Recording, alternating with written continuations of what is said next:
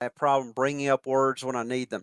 But put it in a hand plan where I can say GLOVE, and it's like, okay, now I think we can bring together the many facets of near-death experiences and compare them to worldviews. I think this is an easy way to go about it, and I just applaud you for putting this together.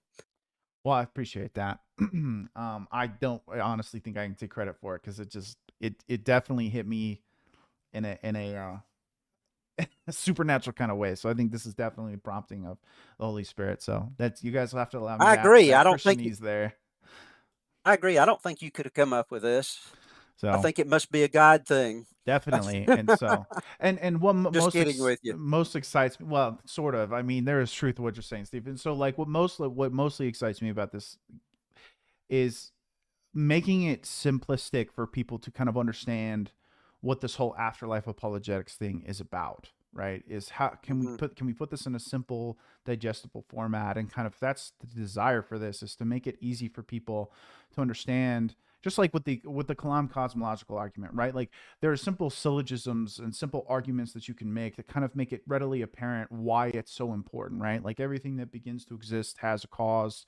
The universe began to exist, therefore the universe has a cause.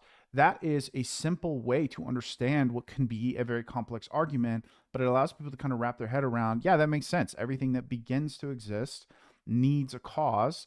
The universe began to exist, so it's not sufficient to say the universe just caused itself because it began, right? And so in the same sense, I want to bring that to afterlife apologetics so that people can clearly communicate this in conversation, or if you're wrestling with it, like maybe you're trying to find a form of evidence to help convince you of what is true and what isn't true. And there are a lot of really great scholars, Gary Habermas, who, Gary, if you ever watch this, we would love to interview you.